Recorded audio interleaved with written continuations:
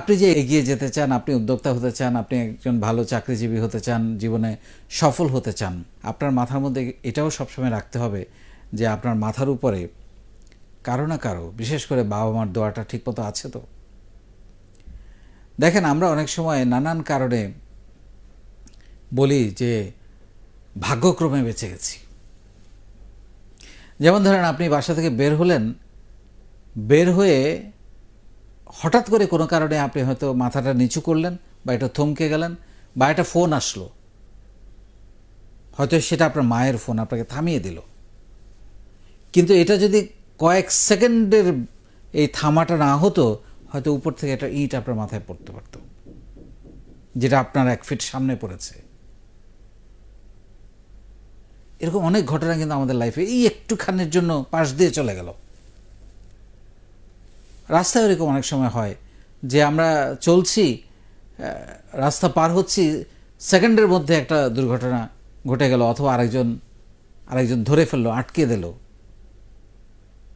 বা যেই গাড়িটা আপনাকে ওভারটেক করে আপনার পাশ দিয়ে গেল, সেটাই দেখা গেল কিছুক্ষণ পরে রাস্তার বাইরে গিয়ে পড়ে পানিতে ডুবে যাচ্ছে।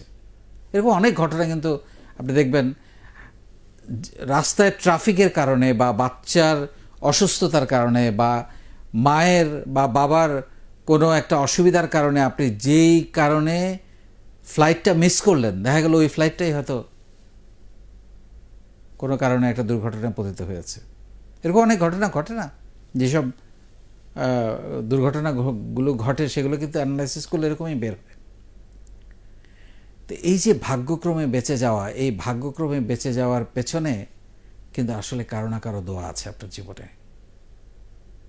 সো এই দোয়াগুলো, এবং দোয়া নানান কারণে আসে।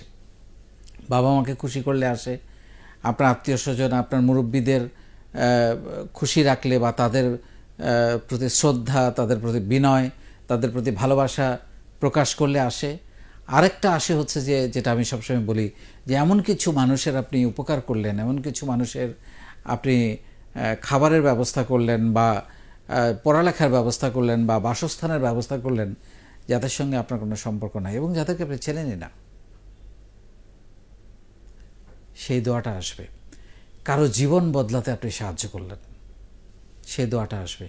কাউকে খুশি করলেন, মন ভালো করে দিলেন, দোয়া আসবে। সো আমরা আসলে অনেক সময় মনে করি যে ভাগ্যক্রমে বেঁচে গেছি। এই ভাগ্যটা কিন্তু আসে দোয়া থেকে। আমরা অনেক সময় মেলাই না। হ্যাঁ, এই অনেক ঘটনা আপনি দেখবেন যে যখন যেখানে দুর্ঘটনা ঘটেছে সেইখানে যদি আপনি মেলান, যে আপনি হয়তো একটু আগে সেখানে ছিলেন, আপনি এসে গল্প করছেন, একটু আগে আমি ওখানে ছিলাম, একটু আগে আমি এটার পাশ দিয়ে যাচ্ছিলাম, একটু আগে ওই যে বিল্ডিংয়ে আগুন লেগেছে, কিছুক্ষণ আগে আমি ওই বিল্ডিংয়ে ছিলাম, বা আগুন লাগার পরেও আমি ওই বিল্ডিংয়ে ছিলাম, কিন্তু অন্য অনেকেই মারা গেছে, আপনি হয়তো বেঁচে গেছেন।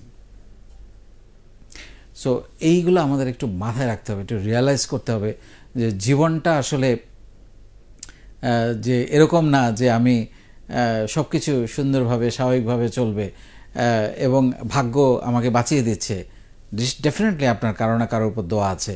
এই দোয়াগুলো আর্ন করতে হবে, মাথায় রাখতে হবে, মাঝে মাঝে এইগুলো নিয়ে অ্যানালাইসিস করতে হবে। কোনো একটা ঘটনায় আপনি যদি আজকে বেঁচে গেলাম, এরকম অনেকেই দেখবেন যে ফেসবুকে স্ট্যাটাস দেয়, অল্পের জন্য বেঁচে গেলাম। কিন্তু আমার লাস্ট লাইনে এখন যে বার্তাটা আমি দেওয়ার চেষ্টা করব, এই বার্তাটার জন্য এত কথা বলা, সেটা হচ্ছে যে এই যে অল্পের জন্য বেঁচে গেলাম, অল্পের জন্য রক্ষা পেলাম, অল্পের জন্য এই বড় ধরনের দুর্ঘটনা থেকে রক্ষা পেলাম, এই কথাগুলো বলার সাথে সাথে নিজেকে পরিবর্তন করার একটা ব্রত তৈরি করেন।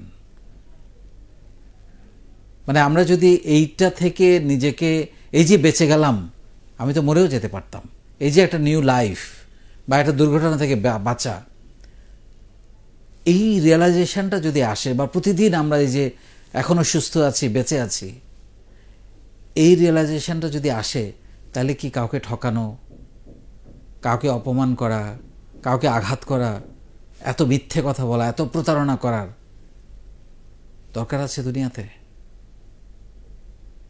নাই। একবার চিন্তা করেন যে আপনার একটা নতুন জীবন আসলো, তারপরে আপনি মানুষকে ঠকাচ্ছেন, আমরা আসলে খুব দ্রুত ভুলে যাই সব কিছু। আমি যে একটা নতুন জীবন পেয়েছি বা প্রতিদিন নতুন জীবন পাচ্ছি, আমরা ভুলে যাই। আমরা আবার ঠকাতে ব্যস্ত হয়ে যাই, আবার মানুষকে অপমান করি, আঘাত করি, মেরে ফেলি। আমাকে জিততেই হবে, আমাকে পেতেই হবে। এই যে একটা তৃষ্ণা, এই যে একটা মানে অতিষ্ঠ হয়ে যাওয়া, অস্থির হয়ে যাওয়া, এগুলো থেকে আমাদের বেরোতে হবে। এটা কোনো দরকার নাই জীবনে। সব কিছু আপনার কাজের ফল, কাজ অনুযায়ী ফলাফল আসবে। আপনি যেই যতটুকু কাজ করবেন সেই অনুযায়ী আপনি রেজাল্ট পাবেন।